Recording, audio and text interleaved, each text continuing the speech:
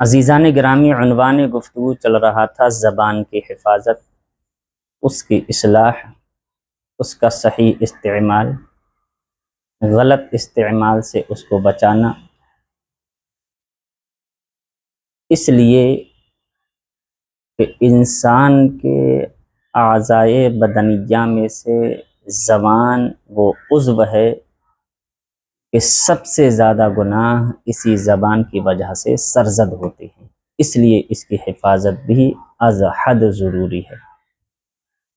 اللہ کے نبی صلی اللہ علیہ وسلم نے ارشاد فرمایا، ان اکثر خطایا ابن آدم فی لسانہ، بے شک ابن آدم کی سب سے زیادہ غلطیاں، اس کی خطائیں، اس کے گناہ اس کی زبان سے سرزد ہوتے ہیں۔ اور مشکاہ شریف، مسلم شریف، ابن ماجہ اور ترمذی شریف میں یہ حدیث پاک موجود ہے، جس کے راوی حضرت سیدنا ابو ہریرہ رضی اللہ تعالی عنہ روایت فرماتے ہیں، عن ابی ہریرہ قال قال رسول اللہ صلی اللہ علیہ وسلم، اتدرون ما اکثر ما يدخل الناس الجنۃ؟ قال تقوی اللہ وحسن الخلق۔ قال اتدرون ما اکثر ما يدخل الناس النار؟ قال الاجوفان الفم والفرج، رواہ ترمذی و ابن ماجہ۔ پیارے آقا صلی اللہ علیہ وسلم صحابہ کرام کے درمیان اس طرح تشریف فرما تھے جیسے کہ 14ویں کا چاند تاروں کے درمیان میں ہوتا ہے۔ بلکہ اہل وفا، اہل محبت نے تو یہ بھی لکھا کہ اتنا حسین و جمیل، اتنا خوبصورت 14ویں کا چاند تاروں کے درمیان میں نہیں لگتا جتنے حسین و جمیل، جتنے خوبصورت ہمارے نبی صحابہ کے درمیان میں لگتے تھے۔ تو صحابہ کرام کی انجمن سجی ہوئی ہے، اللہ کے رسول صلی اللہ علیہ وسلم 14ویں کے چاند کی طرح تشریف فرما ہے۔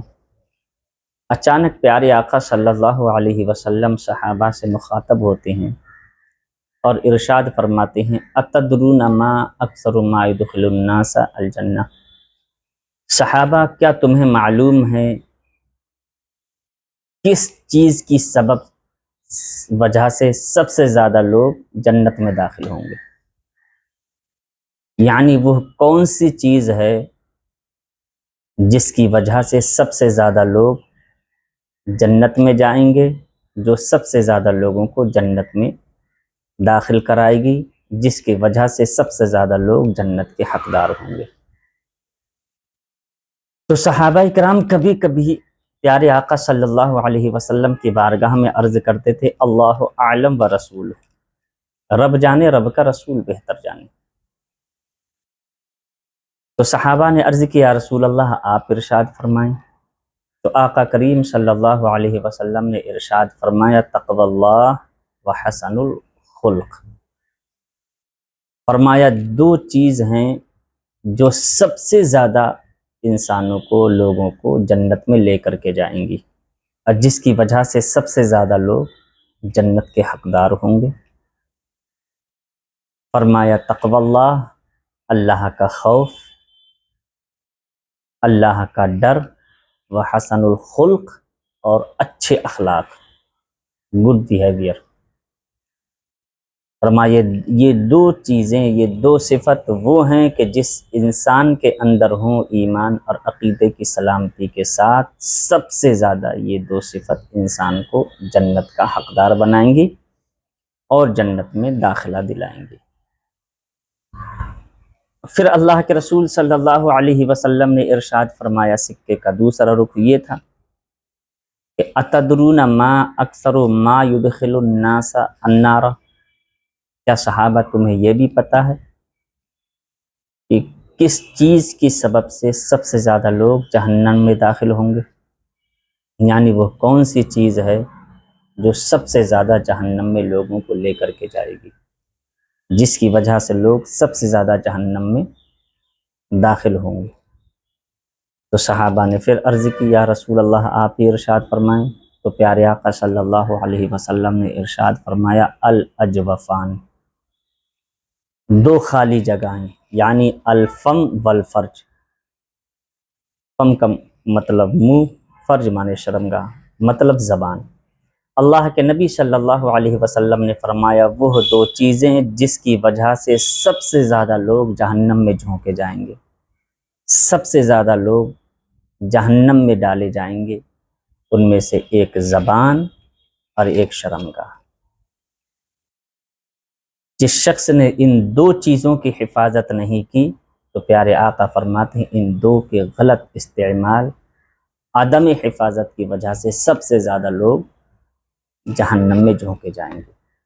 چنانچہ اسی مضمون کی حدیث پچھلے بھی گزری کہ اللہ کے رسول صلی اللہ علیہ وسلم نے ارشاد فرمایا من یضمن لی ما بین رجلیہ وما بین لحییہ اضمن لہ الجنہ۔ اور دوسری حدیث ترمذی شریف کتاب الایمان باب ما جاء فی حرمت الصلاۃ پر اللہ کے نبی نے فرمایا وَهْلِ الناس فی النار علی وجوہہم او علی مناخرہم الا حصائد السنتہم۔ تو فرمایا زبان اور شرمگاہ کی حفاظت نہ کرنا، ان کا غلط استعمال، یہ سب سے زیادہ لوگوں کو جہنم میں لے کر کے جائے گا۔ تو اس حدیث میں بھی اللہ کے نبی صلی اللہ علیہ وسلم نے زبان کے غلط استعمال سے بچنے کی تاکید فرمائی اور غلط استعمال پر وعید فرمائی۔ ایک دوسری حدیث جس کا عنوان ہے کیف نتوقع من الشر کلہ، کہ ہم ہر قسم کے شر سے کس طرح بچ سکتے ہیں، یہ اس حدیث کا ٹائٹل ہے، اس کی ہیڈ لائن ہے۔ صحابہ کرام آقائے کریم صلی اللہ علیہ وسلم کی بارگاہ میں حاضر ہوئے اور حاضر ہو کر کے اللہ کے نبی کی بارگاہ میں عرض کیا رسول اللہ کیف نتوقع من الشر کلہ، یا رسول اللہ ہم ہر قسم کے شر سے، ہر قسم کی برائی سے کس طرح بچ سکتے ہیں؟ تو قال رسول اللہ صلی اللہ علیہ وسلم من وقی شر ثلاث فقد وقی الشر کلہ لقلقہ وقبقبہ وضبضبہ۔ جب صحابہ نے یہ سوال کیا کہ یا رسول اللہ ہم ہر قسم کے شر سے کس طرح بچ سکتے ہیں، تو اللہ کے نبی نے جواب ارشاد فرمایا قال رسول اللہ من وقی الشر ثلاث وقد وقی الشر کلہ، فرمایا جو تین قسم کے شر سے، جو تین چیزوں کے شر سے بچ گیا وہ ہر قسم کے شر سے بچ جائے گا۔ جو تین چیزوں کی برائی سے بچ گیا وہ ہر قسم کی برائی سے بچ جائے گا۔ لقلقہ، لقلقہ، قبقبہ، ضبضبہ۔ اب اس کی تشریح بین السطور اور حاشی میں فرمایا وَلَقْلَقِهِ لِسَانُهُ وَقَبْقَبْ بَطَنُهُ وَزَبْزَبَ فَرْجُهُ۔ فرمایا لقلقہ کا مطلب زبان، قبقبہ کا مطلب پیٹ، زبزبہ کا مطلب شرمگاہ۔ تو فرمایا جو ان تین کے شر سے بچ گیا وہ ہر قسم کے شر سے بچ جائے گا، یعنی زبان کے شر سے بچ جائے انسان، پیٹ کے شر سے بچ جائے، شرمگاہ کے شر سے بچ جائے، تو ہر قسم کے شر سے بچ جائے گا۔ اور یقیناً زبان، پیٹ اور شرمگاہ یہ تین وہ چیزیں ہیں جس کی وجہ سے انسان سب سے زیادہ گناہوں کے دلدل میں پھنستا ہے۔ زبان کے بارے میں تو آپ حضرات نے سن ہی لیا، اور پیٹ کا شر کیا ہے؟ آج انسان اپنی پیٹ کی خاطر حرام حلال جائز ناجائز کی تمیز اٹھا دیا ہے۔ پیٹ کی خاطر انسان کیا نہیں کر رہا ہے، کتنے جرائم، کتنے گناہوں کا ارتکاب کر رہا ہے۔ وہ فرجی اور شرمگاہ، خواہشات نفسانی کا انسان خواہشات نفسانی کی خاطر کس گناہ میں مبتلا نہیں ہو رہا ہے، کتنی عیاشیوں کے اڈے قائم کر رکھے۔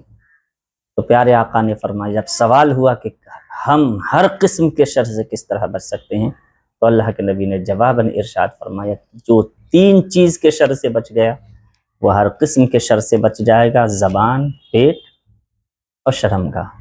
اس حدیث میں بھی اللہ کے نبی نے زبان کے شر اور اس کے غلط استعمال سے بچنے کی تاکید فرمائی، اور فرمایا جو اس کے شر سے بچ گیا وہ ہر قسم کے شر سے بچ گیا۔